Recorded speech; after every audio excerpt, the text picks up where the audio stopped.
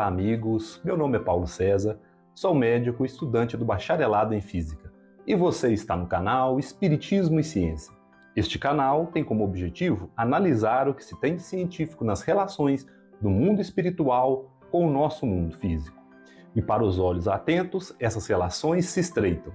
Na minha visão, a doutrina espírita tem muito mais de ciência do mundo espiritual do que de religião. Muitos são os temas a serem abordados, a começar de como se deu a primeira decodificação da doutrina espírita apresentada por Allan Kardec. Ao contrário do que todo mundo pensa, Allan Kardec foi escolhido muito mais pela sua experiência científica de educador do que por questões espirituais. Nos primeiros contatos, aliás, ele era muito cético. O Livro dos Espíritos é uma compilação construída com aspectos de metodologia científica específica da época, de construção da relação entre os dois mundos, muito bem estruturada. Isso para mim foi um espanto, uma vez que só tive contato com o Espiritismo quando li o livro apenas quando tinha 40 anos de idade. Como sendo muito voltado para as práticas da ciência, passei a vida inteira sem me questionar e sem me interessar pelo Espiritismo, uma vez que tinha uma visão totalmente restrita, como a maioria da população tem. Sempre questionei a falta de lógica e as contradições das doutrinas religiosas e passei a estudar mais a fundo todas as religiões, lembrando que nunca fui ateu, minha vida inteira dedicada à Igreja Católica. Mas, mesmo assim, as religiões têm muito mais fatos positivos do que negativos. A única coisa que questiono é a falta de lógica e não a fé de forma nenhuma, o que mais importa para cada religião. Mas para mim, só isso não basta.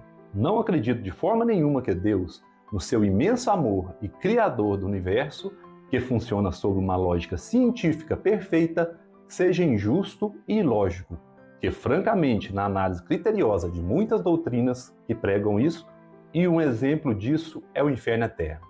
No Espiritismo, existem aqueles que relatam situações ilógicas também, mas numa menor frequência. Abordaremos um capítulo específico para isso. Bom, mas não estou aqui para críticas sem sentido, mas para mostrar o que se tem de científico na construção da doutrina espírita. E para isso precisamos comparar.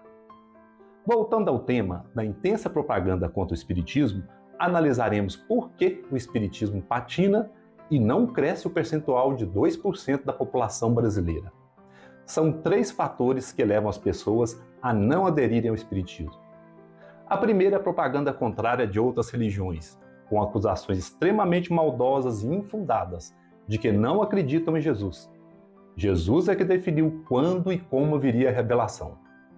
Outra acusação é de que a Bíblia dos Espíritas são as obras de Allan Kardec, que nem de longe é verdade. A Bíblia dos Espíritas é a Bíblia mesmo, principalmente o Novo Testamento. As obras espíritas são a decodificação das relações do nosso mundo e o mundo espiritual, de forma nenhuma distorcendo o Novo Testamento. Ao contrário, é a visão muito mais clara e direta das pregações de Cristo Jesus. O segundo fator é o pouco interesse dos doutrinadores em relação a criar políticas de atração dos jovens, ficando os novos adeptos restritos aos familiares dos espíritas e dos mais velhos que se despertam para a curiosidade da leitura e para novas ideias. O terceiro fator, a meu ver, é o mais importante, é o marketing. Os livros espíritas, em alguns formatos de palestras e discussões, são atraentes apenas para as pessoas intelectualizadas e sem preocupação com a atração dos pouco orientados no tema. Um grande exemplo é o Livro dos Espíritos, que desde o início da sua existência tem uma foto assustadora de Allan Kardec. De forma nenhuma quero diminuir a importância do decodificador da doutrina, mas o que interessa mesmo é a sua obra, e ele mesmo era bem consciente disso. Eu, desde a infância, frequentando a Igreja Católica, me assustava muito com aquela figura da foto de Allan Kardec no Livro dos Espíritos, que pertencia a um irmão e afirmava calado: neste livro só deve ter história assustadora, que é preciso expandir o conhecimento ou pelo menos expor o que é verdade e o que é mentira, não só sobre o Espiritismo, mas também sobre outras religiões, sendo que cada um baseadas na verdade das religiões, escolha aquilo que mais se enquadre. Por isso criei este canal para análise da lógica e, em alguns casos, com evidências científicas fortes do mundo espiritual. O principal objetivo não é pregar o espiritismo, porque não sou apto para isso, mas para ajudar aqueles que têm dúvidas, pouco interesse na espiritualidade e incredulidade e não se dedicam a nenhuma religião. E seja qual for, é importante ter uma religião. É claro que com amadurecimento, firmeza no envolvimento religioso, seja qual for, nos ajuda a acalmar a alma e tentar corrigir aquela lista de erros e desastres que deixamos para trás. Bom, pelo menos um pouco. Mas ao contrário da maioria que apenas segue sem questionar a religião passada pela família, aquele espírito científico que existe em mim segue questionando as grandes contradições e pouca solidez de algumas ideias. Não que o espiritismo não tenha nenhuma ideia inconsistente, sim, a doutrina tem.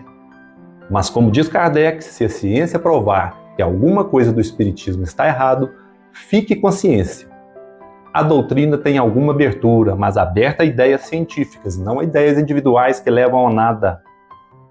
Porém, muitos doutrinadores religiosos são dogmáticos, não permitindo qualquer mudança de posição, como se no passado tudo que era escrito provinha de Deus, mesmo as imensas contradições, e que todos os homens que escreveram qualquer texto religioso, ou até mesmo aqueles que reinterpretaram tais textos, em cada ramo religioso, fossem perfeitos, e ninguém que pisou neste planeta o é. Apenas o Cristo. Usando o pensamento lógico-científico, nada disso faz sentido. Como dizia René Descartes, famoso filósofo e matemático francês do século XVII, penso, logo existo. Sua metodologia era baseada na dúvida. O método de Descartes envolvia a dúvida sistemática, onde tudo que poderia ser dúvida deveria estar. Este processo foi projetado para descartar toda crença em coisas que não são absolutamente certas, e o objetivo era encontrar a verdade e o conhecimento. Haveria para ele 3 tipos de ideias: as ideias inatas, naturais, que se encontram no indivíduo desde o nascimento e de modo que não adquirimos pela nossa experiência; as ideias adventícias, ou seja, empíricas, que formamos ao longo da vida a partir da experiência, estando sujeitas à dúvida; e as ideias factícias, ou da imaginação, que formamos na nossa mente a partir de outras ideias. Refletia que deveria esquecer as ideias antigas e refletir novas ideias. Apesar disso, com base nas ideias inatas, naturais do indivíduo, Descartes concluiu que Deus existe pelos simples fatos de a sua ideia já existir incrustada em nossa intimidade desde sempre. A dúvida, portanto, na nossa atualidade deve ser nas diversas apresentações do mundo espiritual e das possíveis manifestações da divindade apresentadas por pessoas de variados segmentos. O que é de se esperar nessa nova praça pública, a modelo da Grécia Antiga, em que se tornou as mídias sociais? Portanto, o método cartesiano pode nos ajudar em muito nisso. Quanto a isso, muitos religiosos aí diriam: mas isso depende apenas da fé, sem possibilidade de questionar sob a ótica da razão. Se isso assim fosse, Deus permitiria a todo momento a interferência nas leis do universo, e descartamos a lógica, e isso sabemos que não ocorre.